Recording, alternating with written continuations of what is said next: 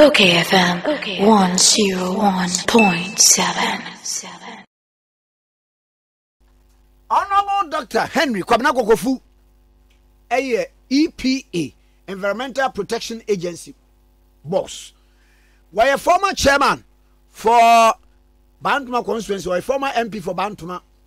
Na eba campaign ya MB before a year.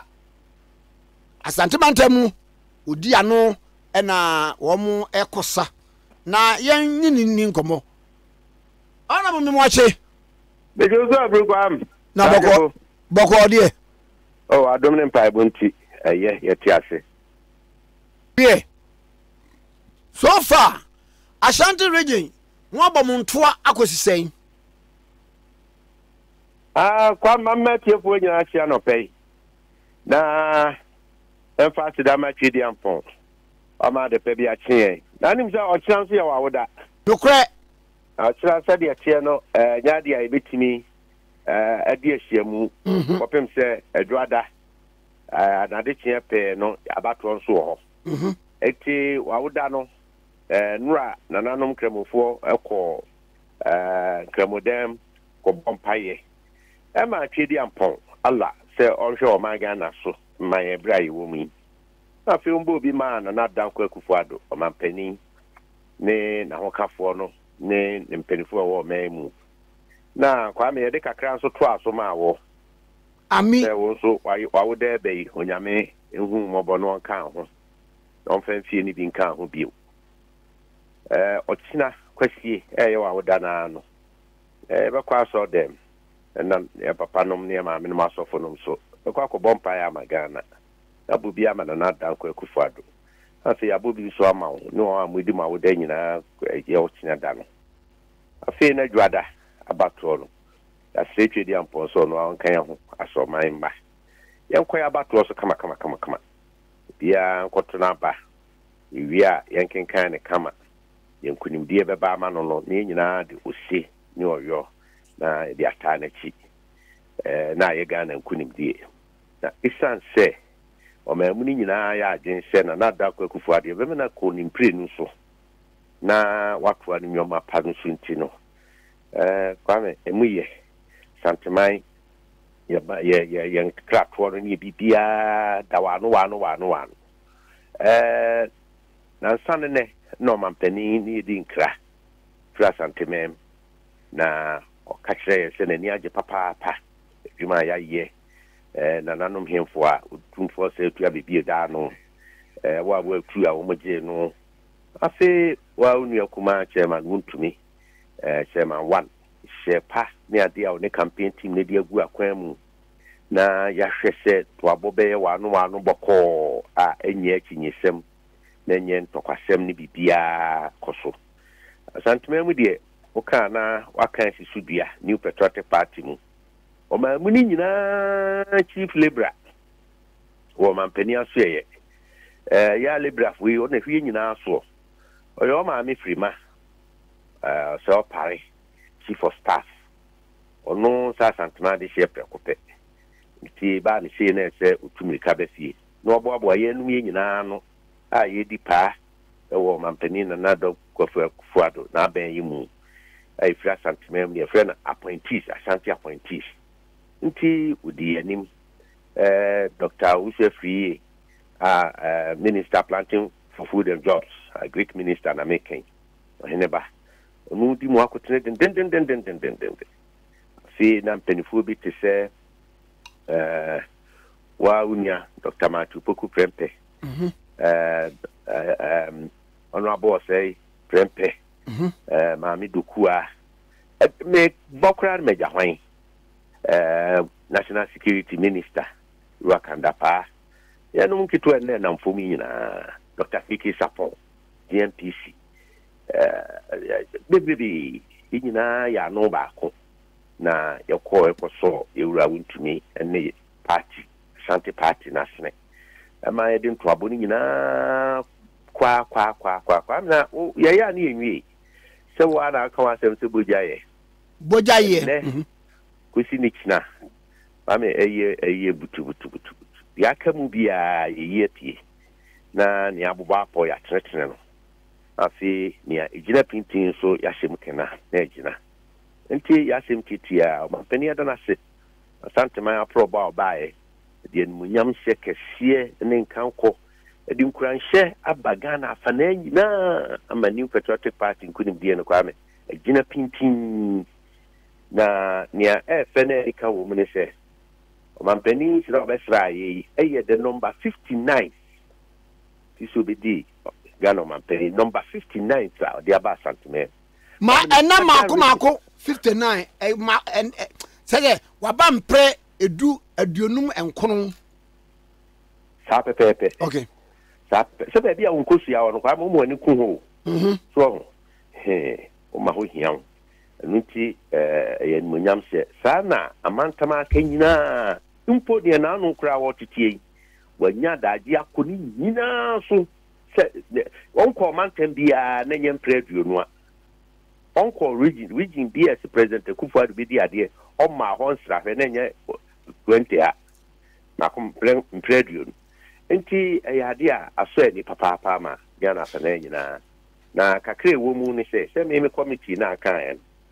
ye de any information communication and education nti ice nti kukufu mrantie ne maba wanom no ye group no ice na obi anti enka be wie ya na kwame ejumedie no fe ho abare pompon so pa am information o ho kakra ne se ye besre obi bia menani na ho abatu mu titru be bia New Patriotic Party police station a munim se ye to manama ye pa kwam binu abo ma dwene po na we no so kra me kan say no esan ye warning and caution the electoral commission officer biara a obejeja ho ame abo pa se wo o te ballot papers na obeti mienu ana miensa edi ama obi na wakotintin na odi ato adaka no ye kenkan wi a yakase abroso overvoting se ayi adana me no obi di nkomo na me kan se sa me hwe mani mi yese ye hwe ne nsa ampa ne din wo mu ne ade nina eye ehia ba ba bia nwiamu no pa wo no eye de otie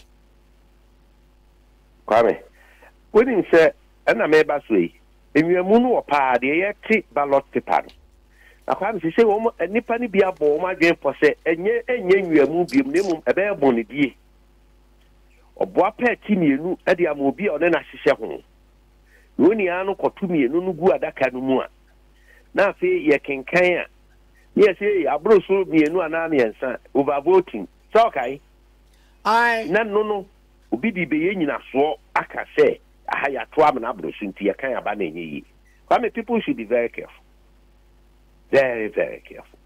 Enti New Patriotic Party agents are democrat now. The Democratic General Secretary, a said Agini Sika, Nimpenini, Democratic who doing in them. A Piemoni was an email. And Ritiemo away, who be here, Sebekaka, who papa. Particularly, polling stations are New Patriotic Party.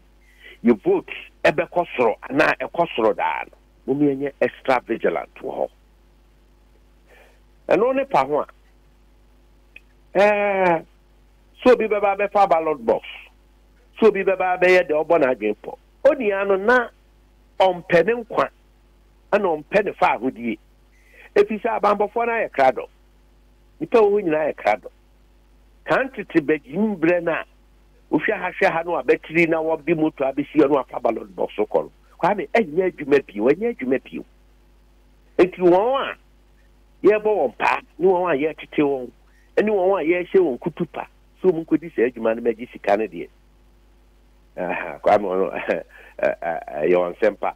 Enti we ni ma kakra di ka ho a ye ni abra mritie mu aka ya santemem ye de kwam na ya temrantie ne maba wa agumu se wo momodana no mu hwe na yen kasa kire ho na yen ni ne de da ho so aba no ne to no the ballot paper ma wa ne to nko ane se ne kan nko de ma wa ne tintinimu so o de ma no obuka mpe ka chen so onye ne tintinimu ma animu ho na asoro ho number 1 ho na Kufuor na prempe president oda team na daka anum o team ni sebe ya daka anum na cheso de team and the kura de electoral commission aye ni ye o team na kukuru mu ti so seme de bi kura na ya bro so kura be ko tuntum no ma enko bi foforo anim emu bomodin so bi team no adaka nen mu awia apepa wonsa na obukam na tenten so saa san obukam ade akoto adaka no ukoje parliamentary candidate die na no so je ya pigjo ni hwenyame na fe soro ha na parliamentary candidate New Patriotic Party osuna sense die ne da no ho said yes sense die no sono no any blue red white color no that President Akufo-Addo die ni mu sa pepepe na parliamentary candidate no oda na no so wetim ne kama no akoye bia genya ne tanta emfa independent candidate wa there be womini dwuma pa bia edi na mkra menya ne tiese dodo na akra nya de womani gifu bio nti no odi okwa wadwini po simple New Patriotic Party parliamentary candidate na de sinanim abukam ne tenten so said de ma wono obukam ne nu bio na afi odi akoto adaka no na yakai ya se ubia vote asesi yakai enti se wa ukoje na wan tu ni ye na yan kai vote na wa ha man Ghana wa ha New Patriotic Party enu ti san chechire na ya de akwa mi hu hia pa sa abetie mu ayewo mi bio ensese ba se wuni ano wo kwa akoto aba na obinu nu gina nkwanchen baabi no osigi sika we na akwa watu ama me mama yokuru se nipa no odoko musium tempa ma polisi asonte nso ni ne anyere no nti sa bribery no ewo police station ho a binu ma yo madwen se o mu di sika be kwa akotete nkwanten baabi na utia ye obi kura beji sika no no adi no kwa ontoma na so ye sabu isomu efi se ya nom de ya na won ho afomete kwame asa ba santimem sisi a yugusu a ye nra ye finish training polling station for anum ne ade no toto chema untumi ne mpegifo make sure se ka de won be kokoko afi nua aduane a won be di ni kakrakra nsu won benum ni nyina beni abu ho akonta de agu nkrata so aye ni nyina krado de aka ne se ye hwe ni mu sebre ni bedu na no num akodi lai hwiebe no so asase a afi atoto ya bakama ne aye ne ntem entwen kase me kodwum aba nkase me kusipa sinya yime ko first trip aba tempa no nya da agina koto aba utuya bre no homa yo so yibia waye edo mampani ase se mo despite media munam de manu tum kane me kai pa obaya akrama na me on the program so wo YouTube no di kan na no tum se betini a penini o mampani enwene ho na nka na daoma ye dadwo ada no mfa nko sa holiday ya na nka nura ye die ye mfa nko hye o sebe ye beboa na mampani ne mpani so asete no mde kwa adwindwene mu sampa beboa o magana nti despite media wadwuma mo ye ho akatua pa na bi ni o magana damase o mampani ye de na papa so koso ye o mampani sutie na de boa o man no ana o ye am order number 1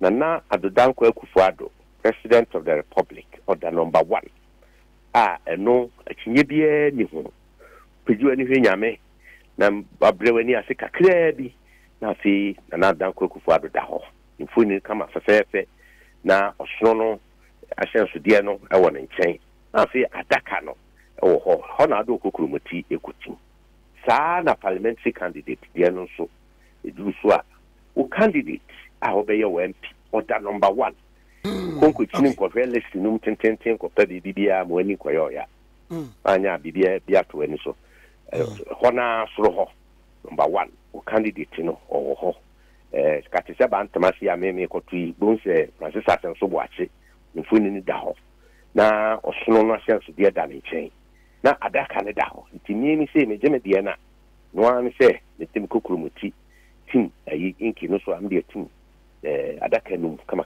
mabuka bi na tenten so na chese matuma ba ma asanso boache sana na matuma ba so dia ma na Danko Akufo-Addo number 1 there you go school with the first year when je you na ye na no ye say when morning show president when number 1 kwamse no ani age ai na Danko Akufo-Addo da 1 na ne emi ni age papa parliamentary candidates nyina da number 1 am baby aye drum so kontomponi na da bia anya adwuma bio twedi ampa adaroma o se eye kontomponi matwa bia eye na da ne ntro no matwa bia eye enunti video a ne nam kwa abonten obia hu se eye kontomponi na da ni pebi na abo mutiri mu po ano moye na Danko Akufo-Addo se nipa trefo a kwame we one major state man ewo memu a ya kan semboni afa no ho pa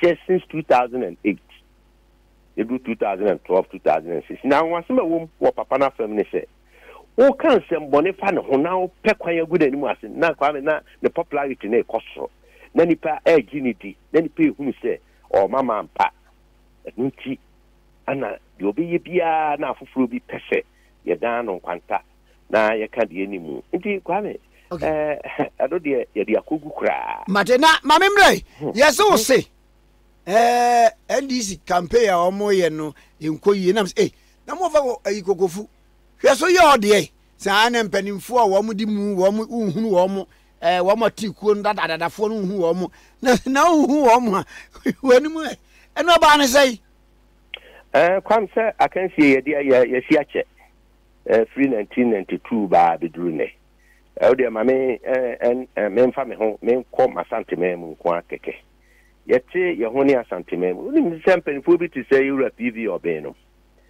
twitwi opokunum mo pa ni amadon konom mame Christian ni amanom penifo ahodo bebre ana anu ikura ye pensi Dr.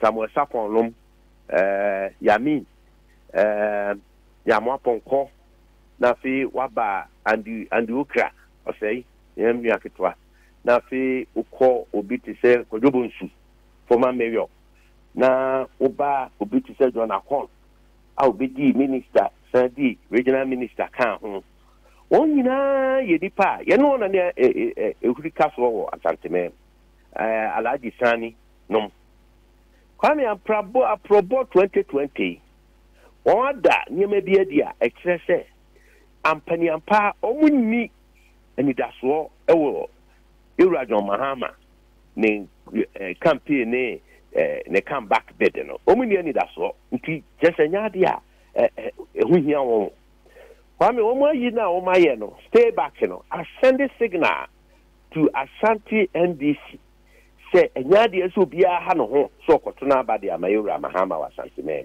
if you say apupu obo na suo no ono kro da su kwachia won a egigina mu epeja yekuri ye egina former president Jerry John Rawlings echi ma o free PNDC free mu a de babewura NDC ebu wo bai no 2 terms as civilian president and san woja ho akọ ama Professor Mills Abeto kwame won nyina ba mu abu won nyina hu se ba bia aduro no enya de a o leadership no boa nti Asante mem se no kra ka hu bi ana ama ye 90% no aye adwuma no 90% for Danko Akufo-Addo and then 47 constituencies over 47 I just said for the first time in the history of Ghana a New Patriotic Party in Ashanti region will get all the seats. I say if we are near Danko Akufo-Addo 90%. The Nina no Fishimuni are there to form a good say NDC in Ashanti region. A party a bit similar a party see 2016. If you say oh abemu abu we need that so asan. Omu chesa anya hwimpo ankabra omu pe running mate. Anke consider Kodobonsu kra ma won ke ehunu say Asantifo when NDC no abre from Europe PV obenom penso ya show en munyam ma anye won nyina de wadwene kan hye ne sadia Dr. Kwabena Dufo former governor Bank of Ghana former minister of finance inka mpanin consider no no munya na running mate na moa eno so mo amua won nti won afọ ho agene wa santemen na ye de obi nka se putuo nse hye a kwa yebededwo ahye nti yededwo nti yen ye 90% ya manana danko Akufo-Addo wa santemen na fe constituency no 47 no so nkonwa no ya fa ni nyina e de aboyebo nti eyenkuranshe semma New Patriotic Party wo Ghana afa na nyina say Oti region Volta region Western North Western region Central Ahafo North Ahafo Bunu East Bunu West Bunu Ankasa Amantifedo constituencies in Fiance say wo ni nyina kwame enkurase semo bia fi say asante de ekeke ho we New Patriotic Party ni yensensemu ni amayosemu a na chese hu kansa no ne hu sunsanso papa no na afare ba bia enti kwame ye hu ampa na the ba national level so a obi buza ze enti ewura dana budapi owei nenti campaign nyo mu na se Professor Joshua Alabi ono no campaign manager nti se pa na kwame ye tena se na ye di campaign manager so ewura Sylvester Mensah owei ewura Abambabin second deputy speaker owei kwame wenu nyina ye mpanifo a nora ne ni wudi nkomo no be bobo nsemu a wo maka wo mu abie wano aka dia fa John Mahama ho ene na mamuro ho ene gidi a wo mu ni woni mu ene susu mu susu se o timi nyoma mpani papa ma o my Ghana eti ba ne sa mu bia tuna ba ma no kwame asemu ye so live and simple and short enti hu on na me hu on na obi ade ade a signal a experience o my Ghana de bia ye do no me ha ho kwame nim se so be bia ba ye no United UG University of Ghana nai with a man and that Akufo-Addo 51.6%. Yes, 51.6. And a man Ira Mahama how many percentage say? I sign my 40.6. 40.6, yeah. I mean, what come on say? 51 plus 40.6. About 92 point something. 92 point something, yeah. So actually said there is a yawning gap. 51% na Akufo-Addo di nkunim awie kura no kwame. There is a yawning a figure be almost 8%. Now why wouldn't you say? Is there for grabs. That percentage, you know. Hello? That percentage is there for grabs. For grabs, yeah, preho. Now, Numa ya yeni ni dia to akwamni asantema peja ama no homini suniti no. Kwame, we are getting 5% out of the 8%, you know. They are about the 51.6%, you know. And finally, Nana Danko Akufo-Addo, Ebnu Juada, Yankin Kaya Bano, Kudru Bnada, Yadiba Tujano. Now we're doing Kunim by 56.6%. Hey! Kwanzanete. And 3% never can. And no other political parties, yeah, no Chechemum Kakra, CPP Niamum Kakra. Na fe gum ya so di we sa kakra sana Ghana for be no about okay so now kwame significantly what it means UG for me what it means the tia o mu ja gap 8% na o ma account for no that much no near them what it means ne say critically nanka yenimi from 1992 babisi 2008 thereabout. Then core voters for New Patriotic Party was about 48%. Core voters, I just said, we are the Sakra. Core voters for NDC was about 44%. Then we come on, so we on their crap. I'm 44% by about NDC. It will come on 48, 44. No, now I'm amount 92%. It is 92%. Others still are 8% gap with our. It is 8%. No one is saying, woman a baby side say, you have to be a beer can, MPP Huama, when you're what 50.1 and never to a can be so. In 2016, 8%, no. Now, Danko Akufo-Addo got 5 percentage points. na koka 48 no ho a ye de ko wura 53.2%. And then what it means is say the core support base of NDC Kwame are dwindling from 44% no munya na no to 40%. I don't know. UG research no e buy no. And the core NPP support base, voter base, are increasing to 51% from 48%. And you know, yeah, 5 percentage points now, that year, no. Near the assault, 51, or so let's say you do 56. Now, I bring the crime down there, as my quarter. So, the woman supposed now being in our command. As I said, on my penny leader of New Patriotic Party, what can't say? I said, will be a man 3 million. Young call Tonko Sunya Jumana, near making sure say, Obia to Naba, Obia next year and Casse. Oh, where the son are now when you in Timan to Debbie, yeah, Jody and Nassau. Wouldn't next year Casso where the MP, as a so much about to winning Debbie. Yeah, you will vote to none at the Assau near the idea. Nti kam madaroma menim se ene mofidie makoswa de abodawuro no sanity na masren crofo se obia nkotuna ba asumdiem mabunu ntwe ho free bon fosem ho nkokrafo de mere wantwe ho free bon fosem ho na yankonya ba ama ne ye beto aba ne bewi e bekenkan no na danko akufu ado ne kunimdie eye gada kunimdie beda se na misma kai obia se e kyan me birthday wudi e wuntimi mma ye se wo twen wankodwa no makọ na wa frame na wa wo hye me wo bi ayi wish na momo ayi nka ho de ya ne ha nti ya fa momo number no tudwa o endi o de tudwa mba ha wadwene o mu apa wo mbe hu na de ate kwa mo be da afo so azuro ayi zuzu de de se no mate ya we show kwa e be jamane o be kanza de nentafo de ka ho na aba ai e patu janzo ne de amane so azubuwe ai yazi kosi enkosi kwada kwata so asme bowa we kwada so asme suro ai ya jo usmini bi kwada so asme suro na pe ne nyo de mi ramada se no pay ai tri kwada na de be ma o ne no ma o mu nyina di awoda no that is on the 8th ya probably be on the 8th to see your papa je kupo anyo papa birthday on the 8th. On the 8th. I don't say. So I better make it my proper people. All people so. Aye.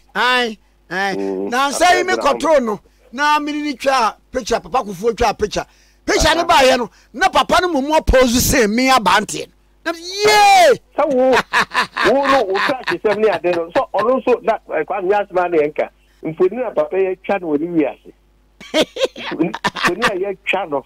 Kala do be sabri kwanda wa hunu automatic position kula zaka be ha egala I was wako na no makaja na no me fa ho ko he no wie ko claro dan from papa bi e fa no ho no nyazo na obi za kwa na mugo so mesu papa ne ko so adwuma na kire na yentwe ho mfiri ho mumu nantie ne mabawa na de me peno ano no na mo ye ni akufu adu obuma ni ye mo nta na kire ye so catch it. Yeah. And you better say no pay. Pia. Okay, 101.7. So any honorable Dr. Henry Kwabena Kokofuni na hwe enkomo no. Okay, FM 101.7.